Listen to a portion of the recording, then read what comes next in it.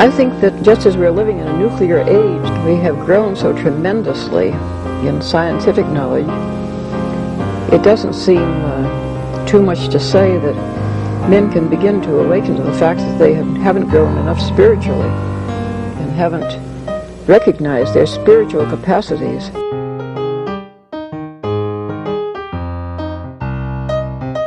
Once something like eating is death, then you've struck at the very heart of life. The enemy of the older radical theories may have been the ruling class. But today the stakes of whether we will reform ourselves into a new kind of human being, a new kind of society, whether we will find selves worth being, the stakes of it are simply life itself. Tomorrow, we're coming out with our next edition of Dust Bowl Diatribes on this channel. It's already out on podcast. It's an interview between Spencer, our friend Caleb, who's a teacher I've interviewed on this channel, and myself, basically the two of them interviewing me. And as I said, sometimes the scariest interviews are the ones your friends do.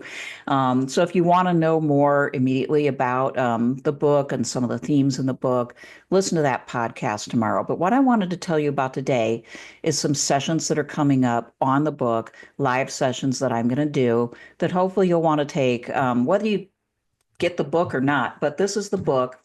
It is out in paperback. It's also on Kindle and ebook if you go to the publisher, Vapenstock, which I will put in the notes below. But what I want to show you today is how to get more information about these sessions and take a look and see whether you might be interested in getting in on these sessions. What I'm hoping is that we can have a good conversation where I will be talking about some of the most important themes from this book, and then hearing towards the end of each session what the participants make of it, right? And the questions that they have.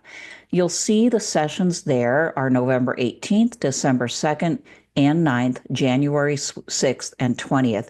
And if you go to Eventbrite, you will, for $20, you can basically sign up for a ticket to any of those sessions. But the sweet deal is if you sign up for any of those sessions, you will get access to all of them. That's just the way Eventbrite works. We wish it could be a little bit more clear, but just know, like, if you sign up, you'll get all 5 sessions, and you will get all 5 recordings if you miss any of them, or even if you don't miss them, if you just want them.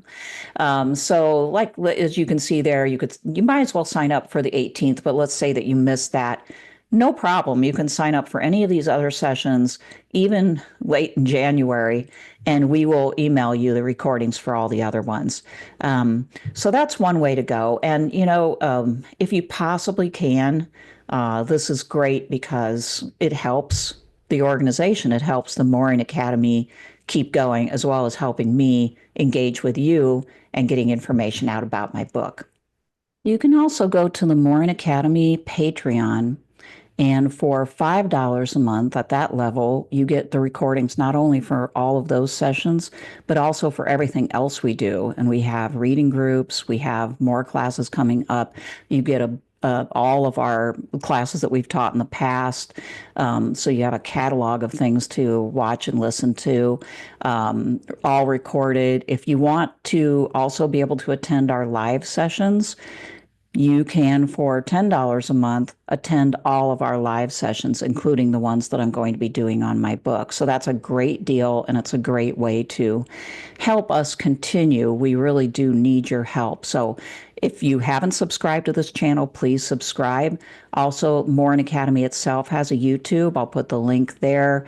I will link all this information. But what I wanted to do was just kind of show you, if you go to this website, which I will link below, you will see a description of all the sessions. The first one has to do with my personal story and talking about how a lot of times people's ideological positions are reactive and are based upon personal insults and injuries, as well as just a lot of feelings and a lot of negative events that have happened in their lives that people react to. And so it is just not the case that people arrive at their ideological positions, whatever they are, in a fully, quote, rational manner or objective manner. That's not a knock against people's politics, mine, yours, or anybody else's. It is a human psychological fact. So I explore that through my own story. And then in session 2, I look at right wing movements around the world, including the one that has kind of become ascendant in the United States, and how, to a certain extent, they are reactions. They are reactions to economic globalization, just as left wing movements have been in the past. And so I'm going to talk about some of the trends that have conditioned us to be at this moment. So we go back into capitalism, capitalistic market imperatives, automation, globalization as threats to our well-being. And then in session 3, I'm going to be talking about our food supply and our agricultural system and how the way that we get our food affects so much of our economic and political life. It's all connected. And so, even though this is not the most jazzy of topics in most people's imagination, nevertheless, if you do not eat, you cannot live. And our food system is very tied up with globalization. It's very tied up with automation and fragmentation.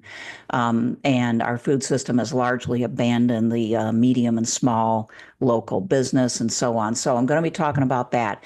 In session 4, I will be talking about religious strong arming, a concept, a term that I use to describe the tendency of people to be sucked up into, sometimes it's mega churches, sometimes it's a regular sized church or other social group, honestly, that kind of claims to give you all of your social context.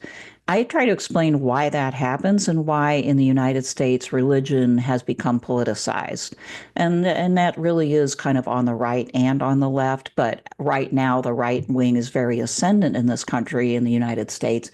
And so examining how churches are involved in that and what draws people to them and why it's very difficult then to leave them. I do talk about the psychological elements there. I talk about cult-like mentalities that people can adopt because of vulnerabilities, real vulnerabilities that they may not even be completely aware of. So hopefully that would be an interesting topic. I mean, Carl Jung is one of my inspirations, right? And more generally, I do a lot of diving into political psychology in that chapter. And then finally, I'll do a session on my practical suggestions for change at 3 levels: the individual, the church, and or other group, and the political policy level. Okay. So I won't leave you completely hanging with the typical experience of, oh, they did a pretty good job dissecting all of our problems, but didn't come up with any solutions. Now, you might not be happy with my solutions. You won't see in this book or in my talks absolute ideological consistency. I consider that a strength.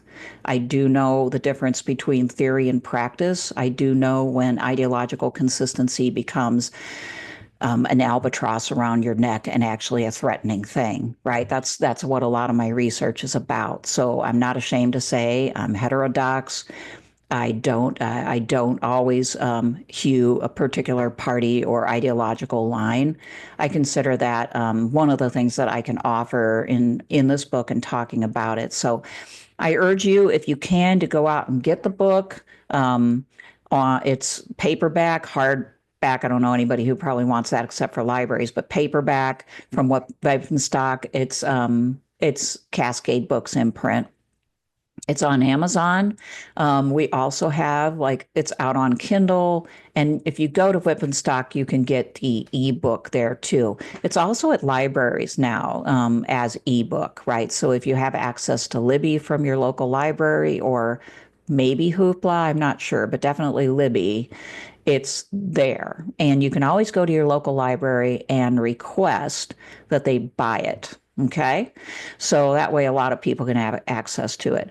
I really care about this. I have the credentials, not just on the academic side, But as we're going to talk about in the interview tomorrow, in my personal life, in the time that I've devoted to the Morin Academy, to the Catholic Worker Farm in Kansas City, to dealing with things in my own personal life, trying to in my own way make a difference.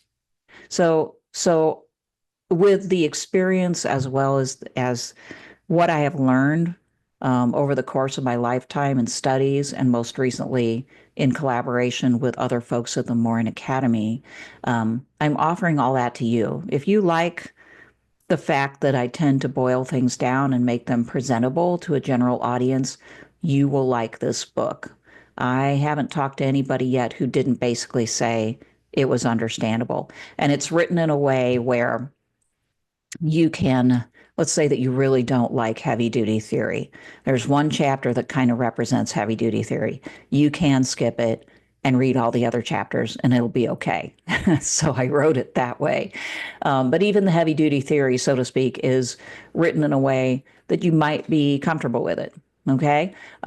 So that's what I do. I try to digest and I try to apply ideas in a non dogmatic way in order to accomplish something. And this book should help you understand why we are at this moment in time in our society.